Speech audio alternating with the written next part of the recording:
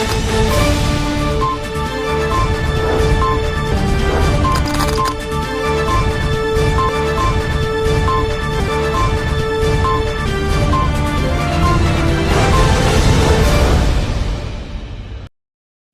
दर्शक मित्रों, दमन न्यूज में आपका स्वागत है। खबरों की शुरुआत करने से पहले आइए नजर डालते हैं आज की सुर्खियों पर। वलसाड के कोसंबा दीवादांडी गांव में पुलिस ने हथियारों के साथ 3 आतंकियों को किया गिरफ्तार। स्थानीय लोगों ने राहत की सांस ली क्योंकि यह एक मॉक ड्रिल निकला। संदिग्ध नाव में छिपे 3 आतंकियों के पास से AK-47 बंदूक और पिस्तौल के साथ RDX बरामद। पारडी हाईवे पर रत्नागिरी हापुस आम के स्टॉल लगने पर विशेषज्ञ किसान ने दावा किया कि ये आम अपरिपक्व हैं। अन्य राज्यों से व्यापारी आम लाकर वर्ल्ड फेमस वलसाड जिले के अल्फांसो आम का नाम खराब कर रहे हैं। इन आमों को दक्षिण से लाकर कार्बाइड से पकाने के आरोप लगाए गए हैं, जिससे स्वाद में कमी हो रही है, जैसा किसान हर्षित भाई देसाई ने बताया। धर्मपुर में आदिवासी संस्कृति आज भी जीवंत है, जहां होली के अवसर पर माताजी के मुखौटे पहनकर वाद्य यंत्रों की ताल पर नृत्य करते हुए होली का फगवा मांगने की परंपरा जारी है।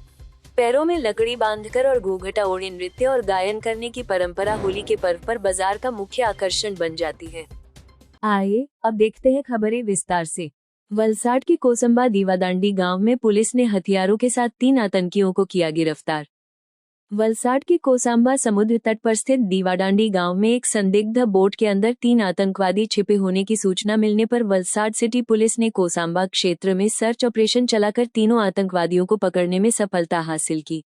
वलसाड जिले में सागर सुरक्षा कवच के तहत वलसाड जिला पुलिस प्रमुख डॉक्टर करणराज वाघेला के निर्देश पर वलसाड जिले के समुद्र तट पर रहने वाले ग्रामीणों को सुरक्षित महसूस कराने और मछुआरों को समुद्र में संदिग्ध गतिविधियों के प्रति जागरूक करने के उद्देश्य से कोसांबा दीवादांडी गांव में नकली आतंकवादियों को भेजकर मॉक ड्रिल किया गया।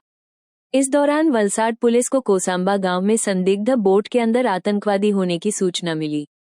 कुछ ही मिनटों में वलसाड सिटी पुलिस स्टेशन के PIDD परमार और उनकी टीम ने तीनों आतंकवादियों को बोट से पकड़ लिया। हालांकि बाद में मॉक ड्रिल होने की बात सामने आने पर स्थानीय लोगों ने राहत की सांस ली।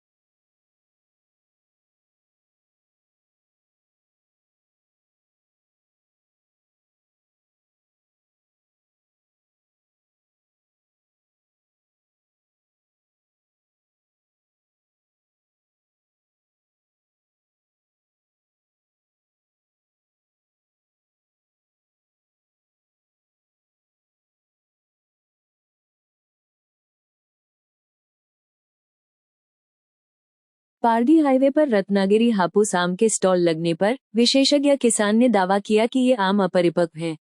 आम के शौकीनों की पसंद देवगढ़ रत्नागिरी हापुस आम बिक्री के लिए पारडी नेशनल हाईवे पर स्टॉल पर उपलब्ध हो चुके हैं। वैसे तो वलसाड जिले के आम देश विदेश में अपनी अनूठी पहचान रखते हैं और हापुस आम वलसाड जिले में अप्रैल मई महीने में आते हैं, लेकिन मार्च महीने में रत्नागिरी देवगढ़ हापुस आम के स्टॉल लग चुके हैं। आम के व्यापारियों से बात करने पर उन्होंने बताया कि विभिन्न प्रकार के आमों में रत्नागिरी देवगढ़ हापुस आम, केसर, दशहरी, तोतापुरी आम बाजार में आ गए हैं, जिनकी कीमत बाजार में 800, 1000, 1300 से 1500 रुपये दर्जन, जबकि केसर 250 रुपये किलो, दशहरी 220 रुपये किलो और तोतापुरी 150 रुपये किलो में बिक रहे हैं।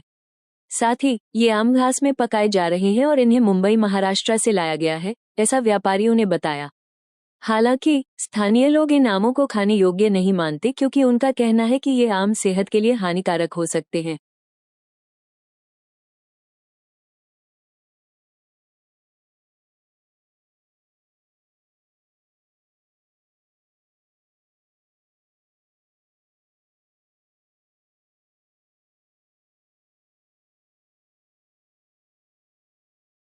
मेरा नाम है रबीउल शेख खैरी, रत्नागिरी महाराष्ट्र से आता है। ये मार्केट से उठाता है,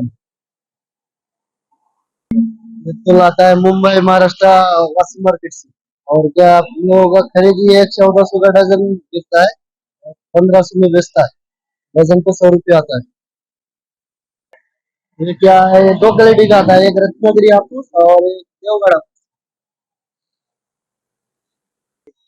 अभी क्या, ये क्या अभी स्टार्टिंग चालू है ना, अभी क्या 1400 रुपया खरीदता है, 1500 रुपया जस्ट है, 100 रुपया एक डजन पे। यहाँ तो स्टॉल क्या है, कम से कम 10-15 लग जाता है पीछे तक, और ये क्या हुई 1400-1500 तक ही बचता है। ये क्या अभी वलसाड़ी चालू है ना, ये बाहर का है, रत्नागिरी का है। वलसाड़ी तो आया ही नहीं है।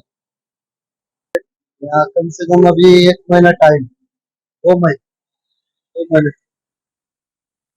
फर्क क्या है सेठ, अपना अपना पसंद है, दोनों ही अच्छा है।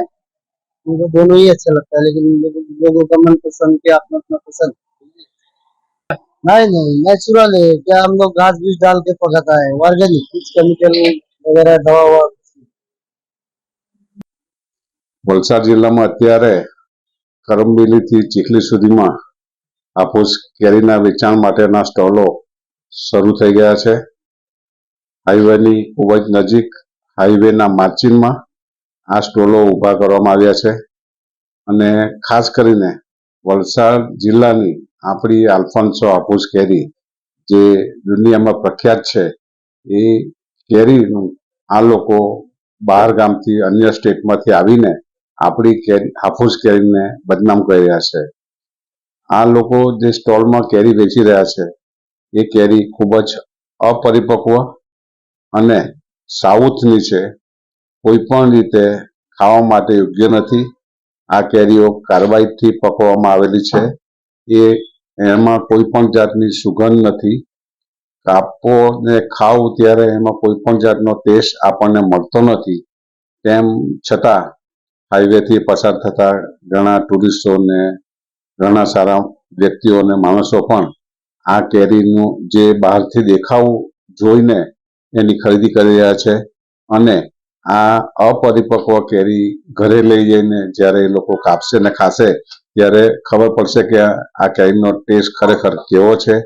અને એ રીતે આપણી આ વલસાડની ને આપણા તાલુકાની જે હાફૂસ આલ્ફોન્સો છે એને બદનામ કરી રહ્યા છે। માટે મારી સૌને વિનંતી છે કે આવી અપરિપક્વ કેરી જે જોઈને આપણે લલચાઈ રહ્યા છે એમાંથી આપણે ચેતવાની જરૂર છે। અને ખાસ કરીને સરકારી તંત્ર પણ જે આ લોકો બીજા સ્ટેટમાંથી આવીને જે સરકારી જમીનમાં અને રોડ માર્જિનમાં આવા સ્ટોલ લગાવેલા છે, એ અકસ્માત માટે પણ અયોગ્ય છે। માટે મારી સૌને વિનંતી છે કે આવી અપરિપક્વ અને કાર્બાઇડથી પકવેલી કેરી અત્યારે ખરીદવામાં કોઈ મજા નથી। ખૂબ જ ટૂંક સમયમાં આપણી વલસાડની કેરી એપ્રિલના પહેલા વીકમાં જ આપણને મળી થઈ જશે। થોડો ટાઈમ થોભવાની જરૂર છે।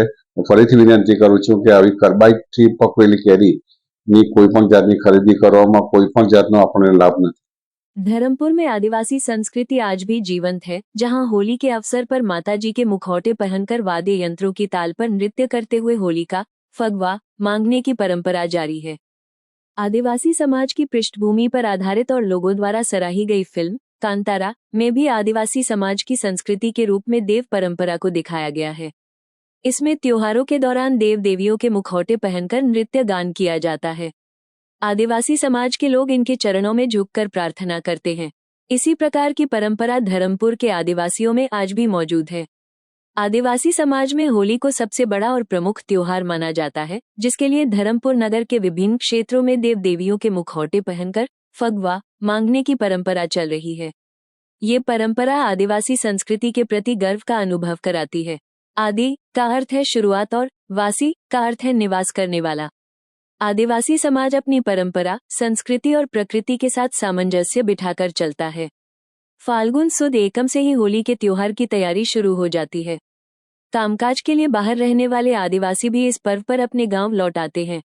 धर्मपुर के मामा भाचा गांव के वयोवृद्ध वालूभाई तुमड़ा बताते हैं कि होली के हाट बाजार में आदिवासी समाज के बुजुर्ग वाद्य यंत्र जैसे ढोलकी, तुनतुना, थाली, पीपली, सांकल, काहली, तारपा और मादल के साथ सप्तश्रृंगी माता, दुर्गा माता, भवानी माता और अंबा माता के मुखौटे पहनकर पैरों में घुंघरू बांधकर काहली की ताल पर तपती दोपहर में नृत्य करते हैं। इस दौरान लोग देवी के स्वरूप को नमन कर चांदला देवी के चरण छूने की रस्म करते हैं और आशीर्वाद प्राप्त करते हैं। साथ ही अपनी सामर्थ्य के अनुसार फगवा भी अर्पित करते हैं।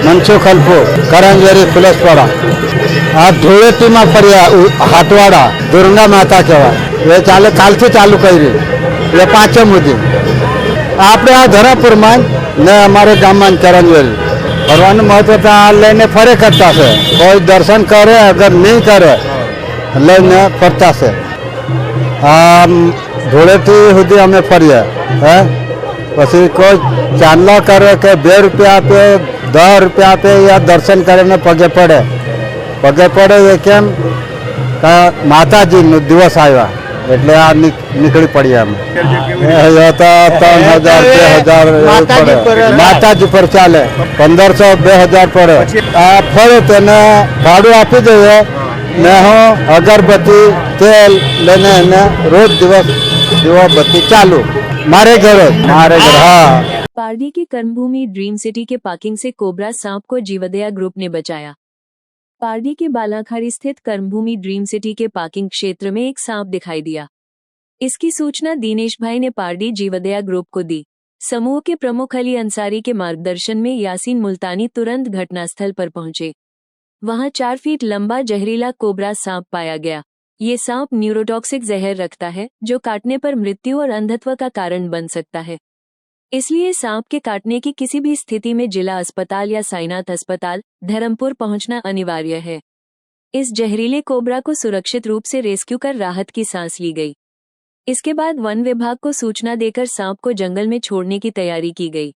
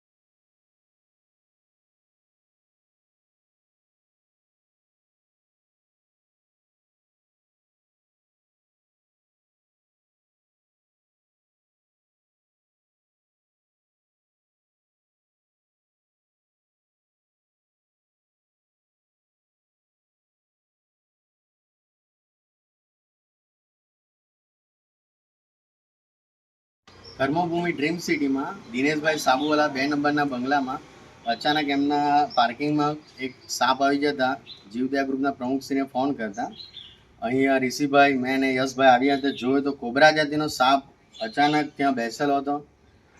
ફૂલ સાઇઝનો કોબરા. આ ગરમીનો પારો વધતું જાય છે, એના કારણે સરીસૃપ જે છે એ ઠંડકવાળી જગામાં આવી જાય છે. તો કોઈને પણ દેખાય તો જીવદયા ગ્રુપનો કોન્ટેક્ટ કરી પકડાઈ લેવા. હાલમાં અમે એમને પકડ્યો છે સારી રીતે અને ફોરેસ્ટ ખાતામાં અમે જાણ કરી અને સારી જગ્યા પર એમને છોડવાની તજવીજ હાથ ધરી છે. હાલના તબક્કામાં બપોરના સખત ગરમી હોય છે, એટલે ગરમીના કારણે આવા કોઈ બી સરીસૃપ હોય ને તો ઠંડકવાળી જગ્યા હોતા હોય છે. આપણા ઘર હોય, કિચન હોય કે વાડામાં કોઈ પણ જગ્યાએ દેખાય તો કોન્ટેક્ટ કરી જીવદયા ગ્રુપનો ને પકડાઈ લેવાય. મારો નંબર છે 9998535882. કોઈને भी देखा है तो पकड़ाई लेवा. मेहरबानी. जीवदया ग्रुप पार्टी. होली धुलेटी को लेकर उमरगाम के बाजारों में नई नई पिचकारियों और रंग बिरंगे रंगों की बिक्री शुरू हो गई है. होली धुलेटी पर्व के कुछ ही दिन बाकी हैं और इसी के चलते उमरगाम के बाजारों में अलग अलग प्रकार की पिचकारियां और रंग उपलब्ध हैं. केमिकल वाले रंग खतरनाक माने जाते हैं, इसलिए ऑर्गेनिक रंगों को प्राथमिकता दी जा रही है. छोटे बच्चों के बीच कार्टून सीरियल से प्रेरित गेजेट पिचकारियां खास आकर्षण बन रही हैं. गर्मी के कारण फिलहाल बाजार में ठहराव है, लेकिन दुकानदारों को उम्मीद है कि पर्व के नजदीक आते ही खरीदारों की संख्या बढ़ेगी. उमरगाम के बाजारों में नई नई वैरायटी को लेकर जैसे प्रतियोगिता का माहौल है. छोटे बच्चों के लिए रंग और पिचकारियों की मांग अधिक है. दुकानदार इस बार चॉकलेट और आइसक्रीम के फ्लेवर वाले ऑर्गेनिक रंग और नई नई पिचकारियों पर ध्यान केंद्रित कर रहे हैं. बाजार में इन आकर्षक रंगों और पिचकारियों की बढ़ती मांग देखने को मिल रही है.